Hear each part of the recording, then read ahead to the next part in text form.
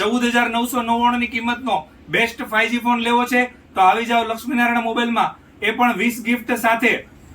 રેડમીની company Poco એવા feature લઈને આવી છે, બીજી કોઈ પણ કંપનીના કોઈ પણ મોડલમાં આટલા ફીચર જોવા નહીં મળે.